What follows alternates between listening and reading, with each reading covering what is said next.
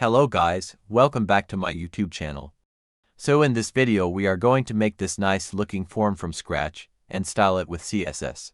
In this form you can enter your username, your age as a number, and a password. Then submit the form by clicking the login button. In our case, our data will be lost since we don't have a backend server to submit the data. But it's a good practice of the front end, especially HTML and CSS. As you can see, if you miss a field, the form will not submit.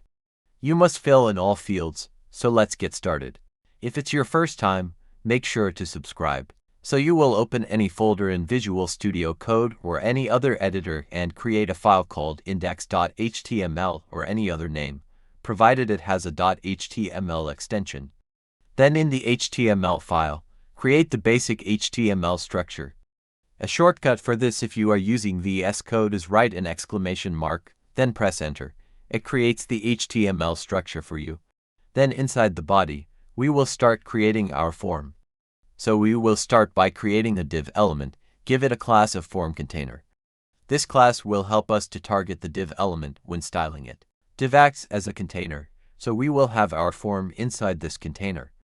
But first we will create a heading using the h1 element, then write login. Then I will open this file in the browser so that we see what we are creating. So I will right-click in the form and select Open with Live Server. Make sure you have a live server installed in your VS Code extensions. It makes it easy to run HTML files. And as you can see, we have our heading right here. Now I will create a form using the form tag. Then inside the form, I will create another container, a div element, and give it a class of input div. Remember, this classes will assist us to target specific elements while styling them. Then inside this div I will create a label. Just like products has labels, inputs has labels to show what the input is. Here we have a username label, so definitely the user will know they are supposed to put username in that input. Next I will create the actual input, which is somewhere a user can type in some values. Inside this input there is a bunch of stuff that we need to specify. First, the type. Username should be a text, so we put type as text. Then the ID. This is a special identifier for this input. We will use it to connect this input to its label. Then we have the placeholder. Instead of having an empty input bar, we can put some text that explains to the user even more what this input is for. Then to connect the label with this input, we will go back to the label and use a property called for. Then write the ID of the input. This specifies that this label is for the username input. Next, below this div, I will create another similar div to be a container for the next input and label. The process is like the first one, only a few changes in the input. So if you like, you can pause the video and try recreating the first div and the label for age instead of username and an input for age.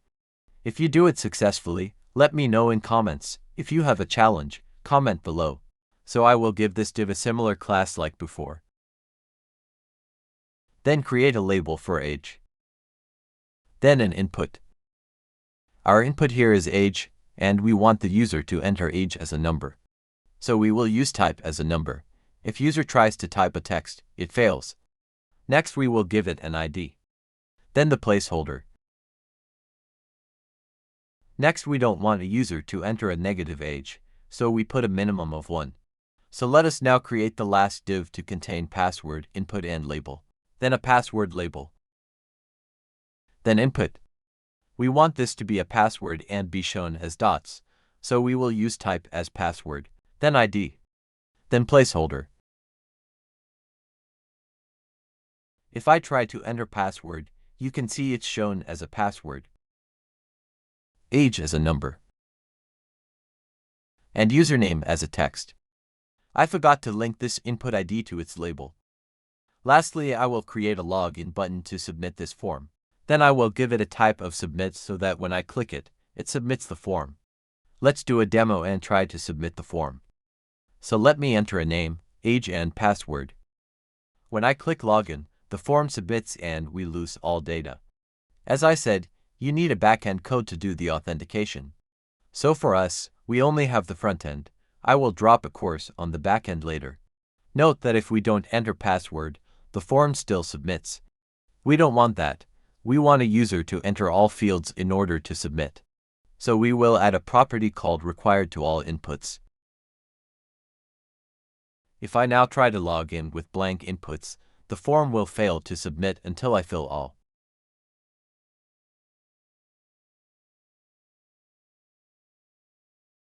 And that's all the HTML that we required. Next, we want to style our form so that it looks nice. So scroll to the top to where we have the head. Inside the head, we will write style. Inside this style is where we will write all our CSS styles. So let's start by writing the asterisk. This targets everything in the page. We want to remove default spaces and set font family. So styles in this asterisk will apply to everything in the page. So we will set margin to 0. Then padding. Then to prevent overflows, we will set box sizing to border box. Then font family. For me, I will use Seago UI. Then next, target the body. Set the minimum height to 100 viewport height. That means our body will not be less than the height of our visible screen. Then we will add a background image to our body. So we write background image, then URL, then in URL we write an image name or an image link. Make sure you have an image in the folder you are working on, or if you want to use my image, copy the image link in the description and paste it inside the URL where I wrote the image name. As you can see, my image appeared, but it's too huge. So write background size and set it to cover in order to fit the body. Perfect. Now we need to put it at the center. So write background position and set it to center. Perfect. Now in order to center the form, we will display flex and justify content to center. Fantastic. Then align items to center in order to center it vertically. There we go. Next, we will put a padding of 20 pixels. Next, we will style the form container.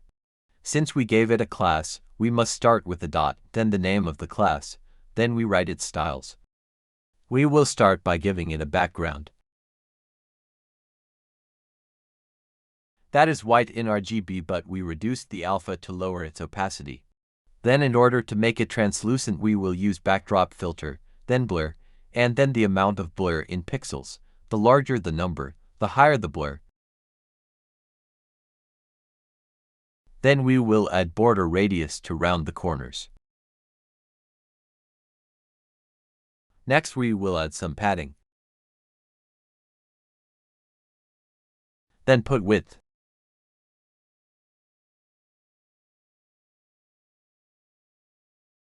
Next, we will add some shadow.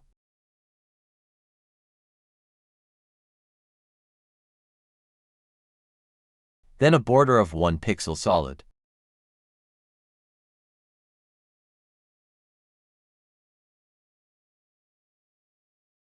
Next, we will target our heading, the H1 element. Text align center to put text to the center. Then, change color to white. Next, we will add some space at the bottom. Then, add some font weight to bold the text. Here we will reduce the boldness. Next, we will add some text shadow.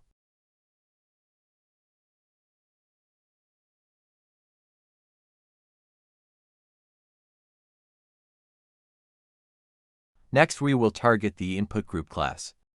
We will start by adding some margin at the bottom. Then we will target the label. We will display block so that the label takes its own line. Then change the color to white. Add some space at the bottom.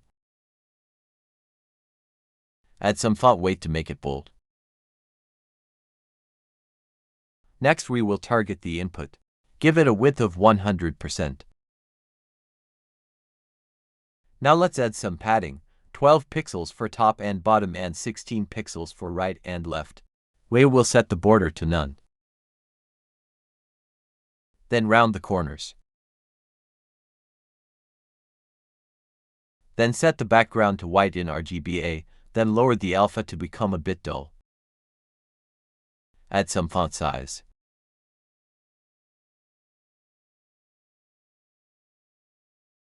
Then we will write some styles when we tap the input. we use focus pseudo class. We will change the outline to be blue. Now if I tap to write some input, the outline changes. Then change the background color to white. If I try to type, you can see. Then in the input, add some transition in order for the changes to appear smoothly. Lastly, let's style the button. Set width to 100%. Add some padding. Put a blue background.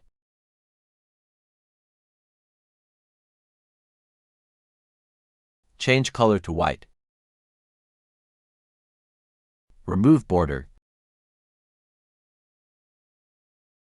Then border radius to round corners. Add some font size. Then increase the font weight.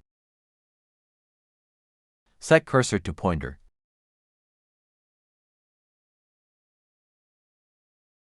Next we will set the styles while hovering the button. We use the hover pseudo class. Then we will make the background darker while we hover the button.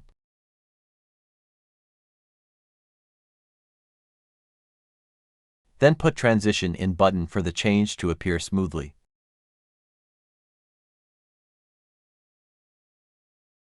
That's all the styling we needed for the form.